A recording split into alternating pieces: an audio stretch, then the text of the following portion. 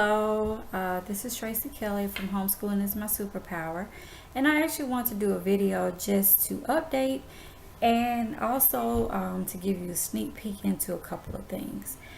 Primarily this video is going to be about keeping good organizational skills, or how to stay organized while homeschooling. As you can see behind me, my little colorful charts are not here.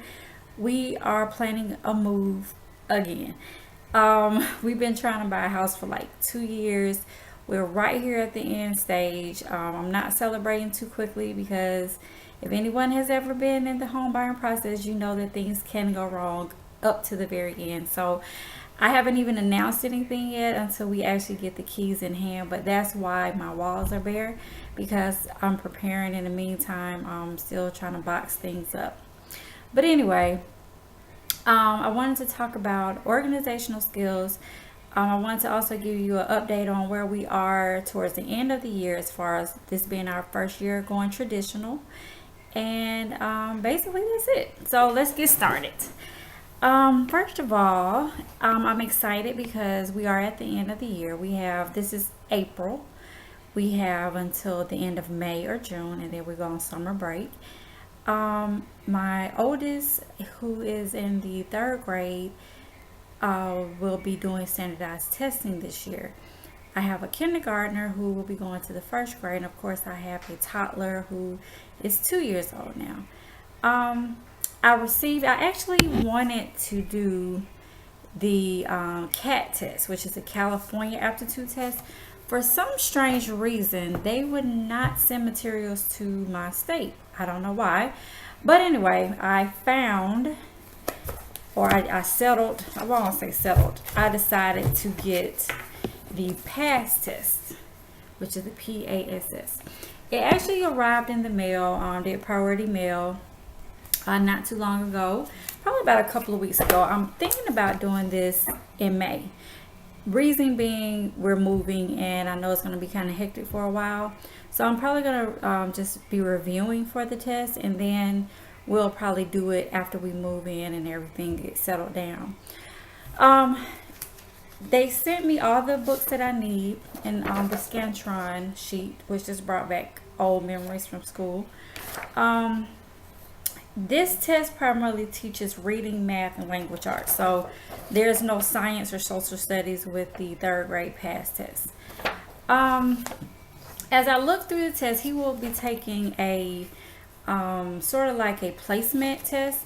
Basically what you do is you give them this test, and depending on how they score, it will tell you what level to test them on. So you have a 3rd grader, say you give them the placement test and they get all of them right. You will probably have to test them up a level. As I'm looking through the book, I felt really, really good. I was a little afraid of standardized testing only because this was our first year doing it on our own, aside from the virtual academy. I did kind of doubt my skills and my abilities, I believe, because I was a little fearful that I didn't cover everything that he would need for the standardized test this year. And as I look through the book, I'm very, very happy with myself. Actually, it looks like he's going to go up 3 levels, because some of the things that I looked at, he's way past. As a 3rd grader, they were asking in the 1st level certain questions about basically like identifying coins. I don't want to give too much of the test away, but you know, identifying coins, basic addition, things like that. As I went up, we've already started long division. We've already gone through most of our multiplication tables. So as I'm looking at it, pretty much, you know, some of the properties, language arts look like, you know, finding the main idea of a paragraph, and they were very short paragraphs. Basically reading context clues, different things like that. So we will probably be up a couple levels, which I was really happy about. That meant that he's right where he should be, so I'm not concerned about the test anymore. In the meantime, we are still doing our Spectrum Learning test prep book. I still have all my little stickies and notes and everything. On this book, we seem to be doing well. The way I usually do this is I let him do an activity like this one was plotting coordinates or using coordinate points, which he liked this. He got them all right. But I usually let him complete a lesson, check them. Either he checks them in the back or I check them. And whatever he got incorrect, we go over why it was incorrect and we make corrections. So basically, this is just trying to, cover some of the skills that, maybe we didn't get to. And, this is just really a good program too, just to go over for the end of the year to kind of, retrace some of our steps that we've had from kindergarten up to this point. And I really like Spectrum books. Some of them I don't, but I really like this one. So we've been doing our test prep. Still doing for American history. Still doing our If You Lived in the Time of the American Revolution book. Still loving this book. Right now we're halfway through. It gives us an opportunity to kind of cover some things and talk about it or discuss it. And I think right now we're talking about loyalists or patriots. We've passed loyalists, we're talking about patriots. So it goes through, still, if you didn't see my review of this book, it basically talks about the American Revolution, all the things that led up to the American Revolution. This is a scene from the Boston Tea Party. And it basically goes into book form, story form, makes it very colorful for them, shows pictures of life during that time, clothing during that time, and the way of life during that time, and it brings it to life.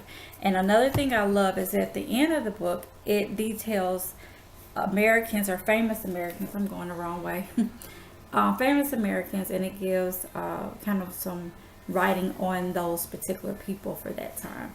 And I really like this book, and it was fairly cheap. This book was about maybe $5.89 or something, with shipping and handling may have been about $6 or $7. But I really like it, and I think next year we'll be doing the Civil War, and I think I'm going to get some more of these because these are really good, and I don't have any complaints when I say read your history. And along with this, we are also doing lap book activities, kind of like worksheets about it. So we'll usually read something out of here, do one of our lap book worksheets or something like that. So pretty much that's what we've been doing so far. And since I kind of talked about history briefly, I wanted to kind of do a segment on organizational skills, and then give you a sneak peek into what our week looked like, or what the work looked like for our week last week. Organizational skills. In homeschooling, they are a must. They are very important to have. They keep you organized. They keep your lessons planned out and organized so that you're not all over the place. If you're not a very organized person by nature, that's okay. You just have to learn the different methods of staying organized in order to keep your homeschool effective and running smoothly. You don't have to go to the extreme. You don't have to go crazy. You go to Walmart and buy all these boxes and these little trays and all this stuff. You don't have to do that. To me, the primary thing or the basic thing you need starting out is a planner or tablet, notebook, or even a planning website, kind of like Evernote. I've used Evernote also, but I don't know, I like to write things down by hand. I'm still like that. Like, I tried typing it and copy and pasting some of my lessons, but I just like the old-fashioned method the best. So you start with a planner, and I think in the past I've shown you my planner. It's a basic planner that I got from Walmart, and this is one I've been using for the entire school year. What it does is it gives you a regular calendar, which I have my month planned out already, and then it gives you some boxes here where you can fill in your lessons. And I've added little stickers and things on to mine just because I'm a visual person, and it helps me stay focused and colorful and all that good stuff. So that's basically what my planner looked like. It wasn't very expensive. It does have some little maps and things like that at the back. Wasn't expensive. I'll probably buy this same type of planner for next year. It was just a regular planner from Imagination. and I can't remember how much I paid for it, but I know it wasn't very expensive. You need some way to write down your lessons. Once you plan them out, write them down, basically for the week, or you can just do it by topics. If you just want to discuss this topic, you can do it that way. I like to detail mine, just so that I know I'm covering everything I need to cover. But you can do bullet points. If you want to talk about Native Americans, do a bullet point. If you want to talk about state capitals, do a bullet point. And just for that week, you know the material that you want to cover and talk about. That's the way you can keep yourself organized, by looking in the books, to stay on track. The method that I use are folders. They're not all fancy folders. I've actually been recycling these folders forever. This is my son's 8-year-old's folder, and I have his work on here. It's basically like a little Trapper Keeper folder. Love this one. Probably will get some more and get some from my other kids. It has sections in it like this for multiple subjects. And what I did, I just took stickers and wrote the subject on the sides.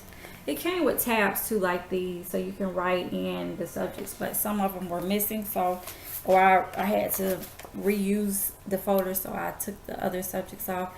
So basically, I keep his work for the week in here so that I'm not scrambling trying to find the worksheets. And I usually keep them in order by the day of the week that I'm going to use it, with paper clips. So say math. If I know he's going to do an addition worksheet on Monday, I put it in the front. Turn here, it will be another worksheet for the next day and the next day, and so on and so on. So that's how I do each subject, and that way we can pull from whatever we want to talk about, and I don't have to be scrambling all over to keep myself organized. Now my daughter's folder is not so sectioned off. She has a regular folder, but what I do is the same thing. I have paper clips here where basically per subject, since it's not planned out, per subject I paper clip them in order of the day of the week. So she'll have a paper clip with math worksheets. She'll have 5 math worksheets, or however many worksheets for the week, and they're in order Monday through Friday in a paper clip. I know this is your math bunch. This is what we're working on. For every subject after that, I do that. 2-year-old, same thing. He has a regular folder like this. I keep his work in here as well. This is an example of maybe an assignment he may have where we're learning the rain, go away. So I have his little poem in his folder. We're doing the poem, and we're doing the rhythm that goes with the poem. Rain, go away, so it says. So I put all of his things in here. And this is another thing that I had in his folder, which is a caterpillar that he's going to make. But I already cut it out, and I already put the construction paper that we're going to use, so I'm not trying to say, oh, let me get some construction paper. Oh, let me cut these out. Everything's already cut out, and he's basically going to put a caterpillar together by putting the numbers in order. So this is a 1, and he has other numbers here, 1 through 9, that he's going to put together until he forms a caterpillar on the paper. Of course, I'm not going to help him with that, but that's an example of what he has in his folder. The thing that I like to do, and the thing about homeschooling is, and the reason I like to do these videos, when you do a video, you basically do a video because you had to learn this through trial and error of what works. Everything that works for one person is not going to work for another. I just give you an example of what I do and how I make my life easier, so that maybe someone who does things or needs this, they'll learn the same way, or they'll be able to use it the same way and to help them. Another person, they may not like using folders. They may like using work boxes. They may like to get the little drawers and put the drawers you can buy at Walmart, they have maybe 3 or 4 drawers. They can put their kids' work and their name on it, paper clip them, and the kids can pull from the drawers. Or everything doesn't work for everyone. Folders work great for me because not only can I keep everything organized, but they can travel. So if your worksheets are already here, we have something to do or somewhere to go, and you want to still work on something, I can say put your folder in your backpack and school can travel with us. We can just, can't use a computer. We can work on what's in our folders. So that's why I love folders. They keep me organized. I don't have to stop. I don't have to search for paper. I don't have to search for books. I just keep everything at hand so that I'm not all over the place. The worst thing that you can do especially when you're homeschooling multiple children, is to have too many distractions. So if you're trying to run all over the place, unorganized, to find things, guess what? Then the kids are going to get up and it's going to be time for them to do something or look for something, and it just causes too many. Oh, they have to sharpen their pencil, or they have to do this. If you keep yourself organized and you can transition from one thing to the next without a lot of interruptions, then they're not easily interrupted, or easily distracted. So that works best for me, is to keep everything in front of me, everything already planned out and organized. So folders are great. Best idea for me is, or that I can tell you, get the ones that I showed you that are already pre-sectioned out by subject. That way, they can pull from them. You don't have a lot of issues. These also are great.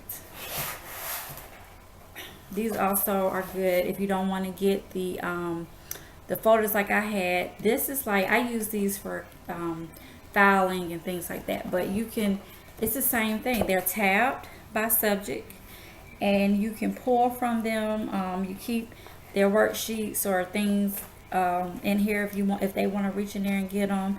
This is good. These are also good if you want to keep track of their work after you've graded it or corrected it.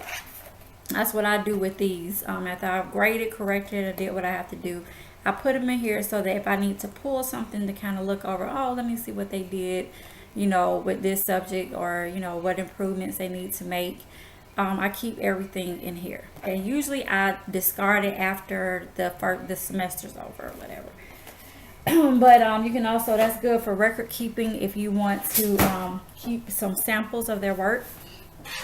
Go ahead and keep it filed, and at the end of the year you can pull from the things that you think you need to keep track of. So that's the best way I can tell you to stay organized. Anytime you can, discard paper as much as you can. Don't let it pile up. Don't let it stack up. That makes it harder to stay organized. And that's pretty much it. That's what we have done to stay organized for a while. Now, even when I did K-12, I pretty much kept their work in folders. That just works for me. Okay, so I'm doing kind of like a jam together video. Everything's together, but we've covered an update on how everything's going. I did some brief examples of what we're doing for history. I've showed you our testing for the year, and I'm going to briefly show you a look at our assignments or work towards the end of the year. I get questions a lot about what type of work we do for different grade levels, and I can't go through my entire year of what we covered, but I can give you a basic covering of what we did last week. Basically, this is April, so it's basically what we did this for the week. We've been on spring break. We were on spring break last week, so this is actually from the week before last. The week before last was wait a minute. Last week was Easter weekend.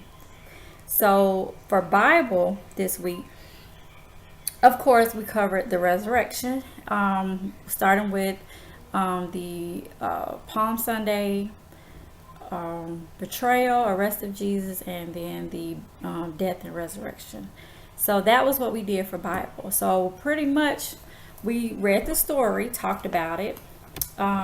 By the week when school started, we were actually on the resurrection. We had already covered Good Friday and all of that. So basically, what they did is they colored some worksheets showing, we talked about what happened and why Christ died, and what significance, why he was raised from the dead and what it means for us in our salvation. And they also colored pictures of the tomb, the stone being rolled away from the tomb. And we just basically did a discussion on Christ and the meaning of the resurrection and why it's important. And we also, for handwriting, we used that theme for our copy work. So they did some tracing of some scriptures.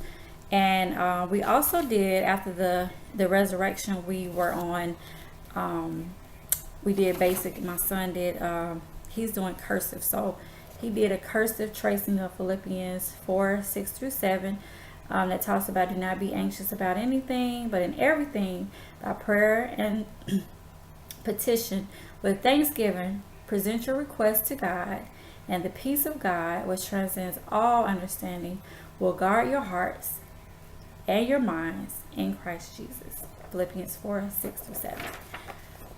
I needed that scripture this week through this housing process. So that was helpful for me, even though they were learning about being anxious and why we should pray and not be worried. That helped their mother as well.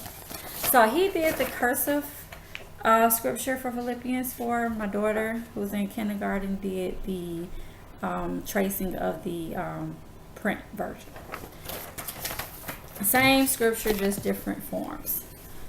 Also, I did a you know what, I'm not gonna cover that. I'm gonna go back because this video will be way too long.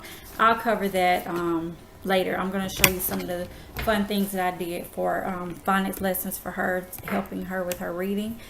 But basically this week, or last week, we're still doing fun facts, where we do timed facts. My son's doing multiplication. My daughter's doing subtraction now. She did addition, fast facts. Now she's doing subtraction. We also covered, for my son who's in the 3rd grade, we did state capitals for geography. We're still doing our test prep book. We listened to, we did spelling words, reviewed and went over them. And I'm known to just give a random spelling word at any time. We could be watching television, doing dishes, and I will say, quick, tell me how to spell this word. And it's usually one of the spelling words. We reviewed her continents for social studies. We did map work, where she had to just tell me what direction you would go to by looking at a map to get to a particular place, whether you would go, is this place in the north, the south, the east, or the west? So we did map practice for her. She's also in kindergarten, like I said before. She did measurement. Science, we talked about seasons. We talked about the rotation of the earth and how we, why the seasons change. We started discussing Native Americans. We're actually going over some of the Native American tribes. They both did art. We studied Michelangelo's works. We looked at a lot of his paintings and sculptures. And let's see, anything else? Basically, that's it. She did, for literature, she was doing fairy tales. We've done Cinderella, Little Red Riding Hood. My son is doing literature. We're doing different stories for him. I usually use this book that I actually got at a consignment store. In this 3rd grade book, it's called Reading Triumphs. And I usually choose a story right now, and I basically do a comprehension thing on the story, or I'll do, what is the main idea of this story, setting, points of a story. Let me see if I can think of anything else I can tell you, example of what we did in a week. My daughter did skip counting practice. She's doing her 2s and her 5s. She also knows her 10s. I think that's it. Pretty much that was our week. We did something every week, but we went over those things. Pronouns, state capitals is something that we just constantly throughout the week are reviewing and going back over and just basically doing repetition to kind of drill in what those things mean. So that's pretty much it, I think, for the week. Oh, we did do, my son is third grader. We did a adjective review where he looked at a shark, and he basically had to write down as many adjectives about the shark that he could tell me, just on a sheet of paper. So that's basically what we did and how I plan my lessons out. So that was just a quick review, maybe give you some ideas of some things you may want to do or try for the week. That was some little cheats. You can steal them, I don't care. So that's it. I'm gonna do a video next showing you some of the things that I did with my daughter who's in kindergarten to kind of help with reading. What I'm noticing is, whereas my son just kind of grasped the concept and like I did and ran away with it, not having such an easy time with getting her to do the same.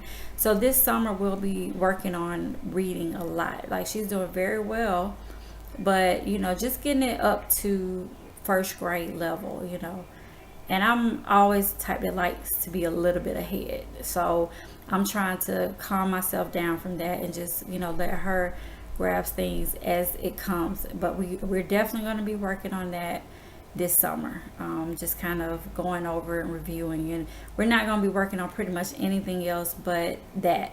I may give some few math worksheets and talk about some things, but pretty much we're going to be working on reading. So that's about it. And my video's been long again, but I covered a lot of material in those 28 minutes. So I thank you so much for watching. Please don't forget to subscribe. Don't forget to check out my blog at www.homeschoolpower.com. Also, I have a Facebook page by the same name. Homeschooling is My Superpower is my Facebook fan page. Go by and like my Facebook fan page. Follow me on Twitter at Homeschool Power. And I will see you soon. Talk to you later. Bye.